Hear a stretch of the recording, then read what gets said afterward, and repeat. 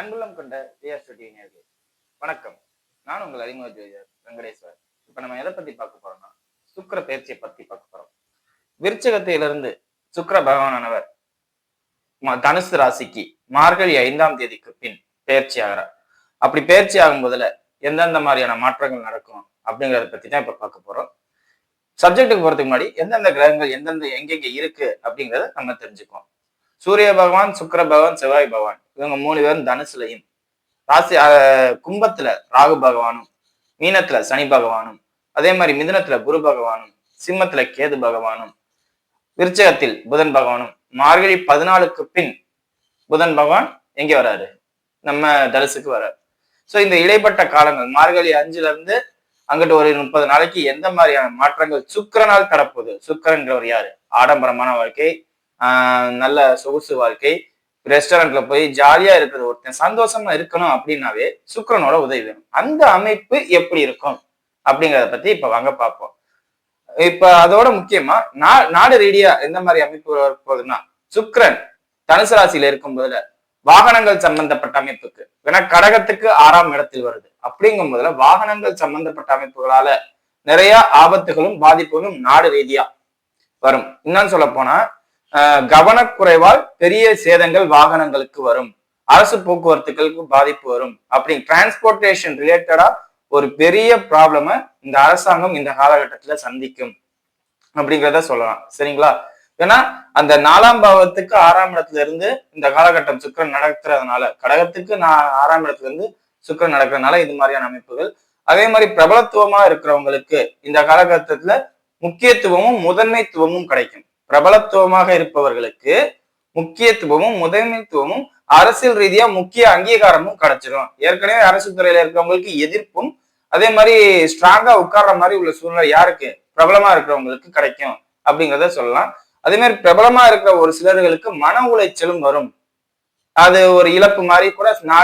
ஒண்ணு இல்ல, ஒரு இந்தியா லெவல்ல பெரிய ஸ்டாரா இருக்கிறவங்க ஏதாவது அவருக்கு உடல்நல பாதிப்பு, இல்லாட்டி அவருக்கு உயிர் சம்பந்தப்பட்ட அமைப்புகள் ஏதாவது பாதிப்பு, இந்த மாதிரி நிகழ்வுகள் நடக்கிற மாதிரி உள்ள அமைப்புகளால நாடு பேசும் பொருளா, அதனால பெரிய பாதிப்புலாம் இல்ல, பேசும் பொருளா இருக்கும் அப்படிங்கிறத சொல்லலாம். சரிங்களா? இது உலக ரீதியா டிரான்ஸ்போர்ட் ரிலேட்டடா பாதிப்பு வரும்.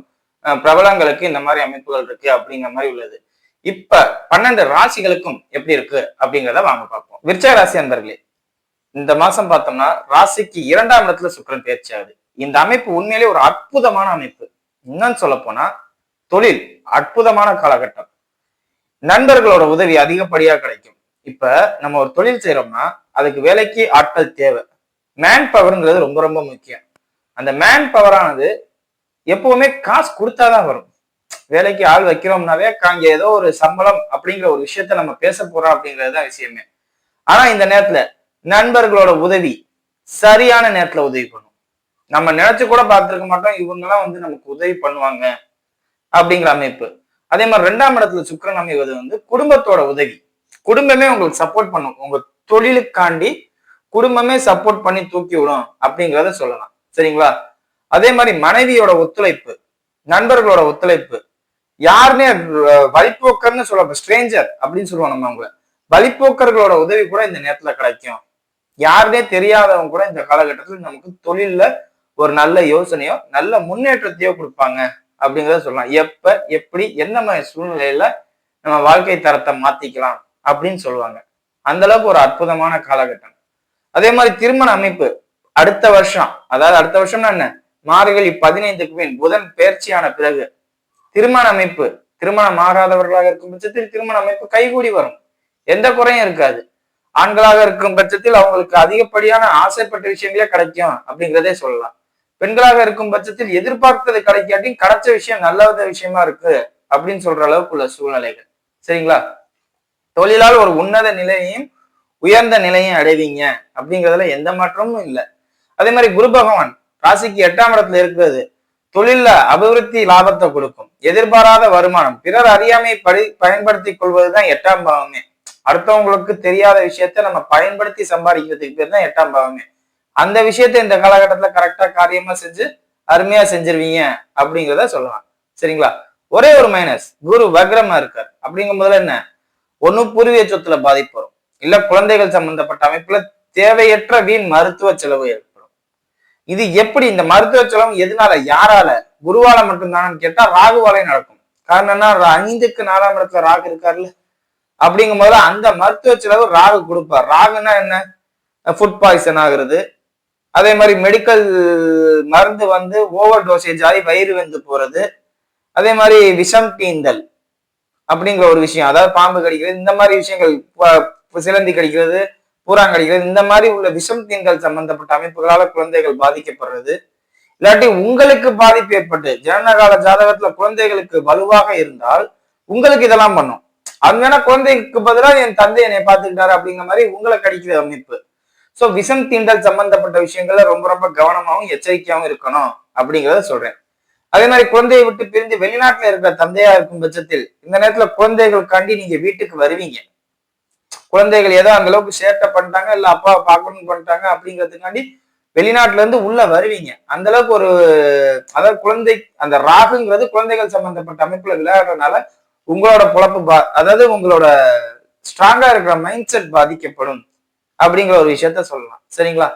மற்றபடி கால்நடை சம்பந்தப்பட்ட அமைப்புகளா இருக்கட்டும், வாகனமா இருக்கட்டும், எந்த பாதிப்பும் இல்லை. தாயாருடைய உடல்நிலைக்கு மட்டும் சிறிது பாதிப்புகளும் தொந்தரவுகளும் ஏற்படும்.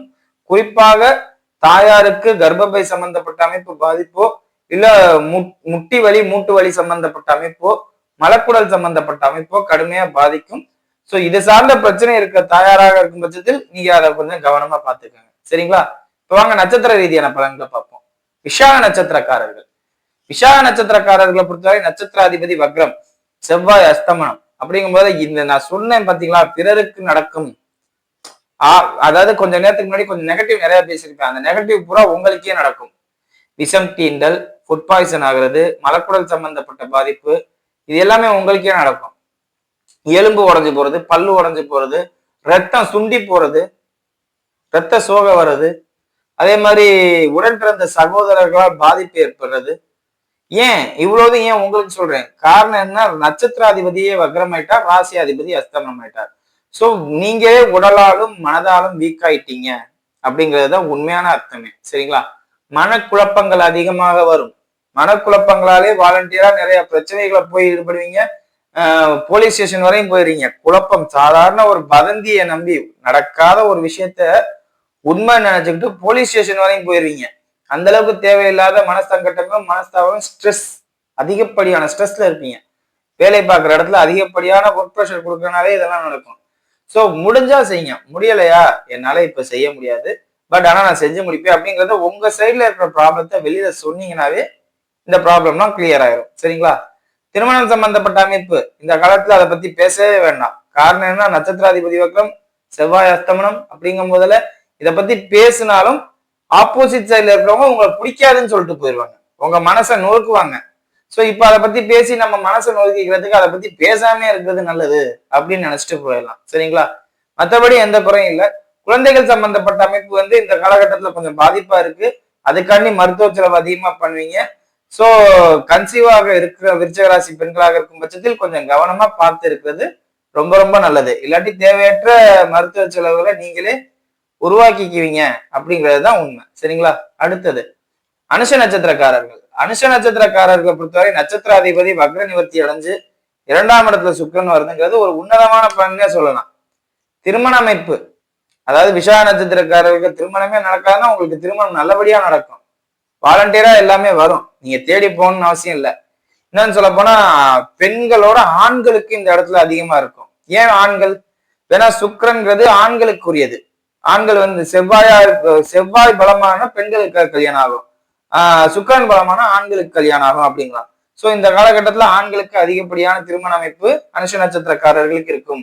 மனைவி வழியால் ஆதாயம் இருக்கும், தாய் வழியால் ஆதாயம் இருக்கும், உடன் பிறந்த சகோதரிகளால் ஆதாயம் இருக்கும், கூட பழகிற தோழிகளால் ஆதாயம் இருக்கும். ஏன்னா சுக்கிரன்கிறது பெண். அந்த பெண் சம்பந்தப்பட்ட அமைப்புகளால ஏதோ ஒரு ஆதாயம் யாருக்கு இருக்க போகுது? அனுஷ நட்சத்திரக்காரர்களுக்கு நிச்சயம் இருக்கும். அதுல எந்த மாற்றமும் இல்லை அப்படிங்கறத சொல்லலாம். அதே மாதிரி வெளிநாடு போற அமைப்பு, வெளியூர்ல போய் தங்குற அமைப்பு, ஆடம்பர விடுதியில போய் தங்குற அமைப்பு, சுற்றுலா பயணம் போயிட்டு வர அமைப்பு, இந்த மாதிரி உள்ள பாசிட்டிவ் விஷயங்கள்ஸ் எல்லாம் நடக்கும். அதை நீங்க சரியா பயன்படுத்திக்கிட்டீங்கன்னா நல்ல முறையில இருக்கும். அதே மாதிரி வீடு, வண்டி, வாகனம் சம்பந்தப்பட்ட அமைப்பு வாங்குவீங்க. ஒண்ணு வீடு கட்ட ஆரம்பிப்பீங்க, இல்ல வாகனம் வாங்குவீங்க, இல்லாட்டி வேற ஏதாவது கால்நடை வாங்குவீங்க. இந்த மாதிரி ஏதாவது ஒரு புதிய பொருளை வாங்குவீங்க. இல்லாட்டி சமயத்துல சுக்கிரன்றது நகை, வெள்ளி, வெள்ளி சம்பந்தப்பட்ட அமைப்பை வாங்கி வைப்பீங்க அப்படிங்கிறதே சொல்லலாம். சோ மொத்தத்துல ஒரு ஆதாயமான விஷயத்தை தான் அனுச நட்சத்திரக்காரர்கள் செய்வீங்க ஒழிய பாதகமான விஷயத்தை எங்கேயும் பண்ண மாட்டீங்க. உங்களோட உடம்பு வந்து வீக் ஆகும், மனசு ஸ்ட்ராங்கா இருக்கும், உடம்பு வீக் ஆகும். காரணம் என்ன, ராசியாதிபதினு சொல்லக்கூடிய செவ்வாய் வந்து அஸ்தமிச்சிருக்கிறதுனால அந்த உடம்பு வீக் ஆகுங்கிறத சொல்லலாம். அந்த உடம்பு வீக் ஆகுறதுங்கிறதுனாலயே ஆப்போசிட்ல இருக்கிறவங்க உங்களை வீக்கா நினைப்பாங்க, மட்டமா நினைப்பாங்கிறதவே நீங்க மட்டமானவர் கிடையாது. ஆப்போசிட்ல இருக்கிறவங்க, உங்களை சுத்தி இருக்கிறவங்க உங்களை வீக்கா நினைப்பாங்க அப்படிங்கிறது தான் நடக்கும், வேற எதுவும் நடக்காது. எல்லாமே நல்லா இருக்கு. சோ நீங்க எதையும் துணிஞ்சு செய்யலாம் அப்படிங்கிறதே சொல்லலாம். அடுத்தது கேட்டை நட்சத்திரக்காரர்கள். கேட்டை நட்சத்திரக்காரர்களை பொறுத்தவரையும் நட்சத்திராதிபதியே ராசியில இருக்காருங்கிறது ஒரு பிளஸ். அதே மாதிரி மார்கழி 14க்கு பின்னு எங்க வராரு, 2க்கு வராரு. அது குரு, சுக்கிரன், புதன் 3 பேருமே தொடர்பு கொள்றாங்க அப்படிங்கிறத சொல்லணும். சூரியனோட சேர்ந்து, செவ்வாயோட சேர்ந்து. என்னன்னு சொல்ல போனா எல்லா மேலையும் பார்ப்பீங்க, எனக்கு எல்லா வேலையும் தெரியும் அப்படின்னு சொல்லிடுவீங்க. உங்களுக்கு விஷயம் தெரியும், அதுக்கான வாய்ப்பு இப்ப கிடைக்கும் அப்படிங்கறதுதான் சொல்லணும். எனக்கு விஷயம் தெரியும், நான் இல்லைன்னு சொல்ல, பட் ஆனா வாய்ப்பு கிடைக்கணும். இந்த வாய்ப்பும் இப்ப உங்களுக்கு தேடி வரும் அப்படிங்கிறத சொல்லலாம். வாய்ப்பை சரியா பயன்படுத்தீங்கன்னா நீங்க ஹீரோ. வாய்ப்பை சரியா பயன்படுத்தாம யாரோ ஒருத்தரோட முன்னேற்றத்துக்கு பயன்படுத்தினீங்கன்னா நீங்க ஜீரோ. சரிங்களா? இங்க நீங்க வாய்ப்பை பயன்படுத்துவீங்கிறது தான் உண்மை. அதாவது நீங்க வாய்ப்பு பயன்படுத்தி உங்களுக்காண்டி பண்ணீங்கன்னா நீங்க ஹீரோ. இதே வாய்ப்பை பயன்படுத்தி இன்னொருத்தவங்க அதை பயன்படுத்திக்கிட்டாங்கன்னா நீங்க ஜீரோ. சோ ஜனனகால ஜாதகத்தில் நேரம் நல்லா இருக்கும் பட்சத்தில் நீங்க பெரிய ஆள் ஆயிருவீங்க. பாதிக்கப்பட்டிருக்கும் பட்சத்தில் யாருக்கோ ஒருத்தருக்கு உழைச்சு கொடுத்துருவீங்க அப்படிங்கிறத மறந்துடக்கூடாது. சோ நீங்க முடிஞ்ச அளவுக்கு உங்களுக்கு எந்த வாய்ப்புகள் கிடைச்சாலும் அதை சரியான முறையில பயன்படுத்திக்கிட்டு சாமர்த்தியமா வெளியில வந்து உங்க பேரை எடுத்துங்க அப்படிங்கிறத சொல்லலாம். சரிங்களா? மற்றபடி எதுவுமே பாதிப்பு இல்லை. மருத்துவ செலவுகள் மட்டும் அப்பப்போ வரும். இல்லாட்டி வீண் செலவுகள் அதிகமா படிப்பு சம்பந்தப்பட்ட அமைப்புகளாலேயோ தோல் சம்பந்தப்பட்ட அமைப்புகளாலேயோ வீண் மருத்துவ செலவு வரும். ஏன்னா குரு வக்ர குரு புதனை பார்த்தாவே இந்த மாதிரி படிப்புக்கு நான் செலவு பண்றேன், இல்ல தோல் சம்பந்தப்பட்ட அமைப்புக்கு செலவு பண்றேன் அப்படிங்கிற அமைப்பு வரும். சோ இதை மட்டும் நீங்க பாத்துக்கிட்டீங்கன்னாவே போதுமானது. மற்ற எந்த பாதிப்புமே இல்லை.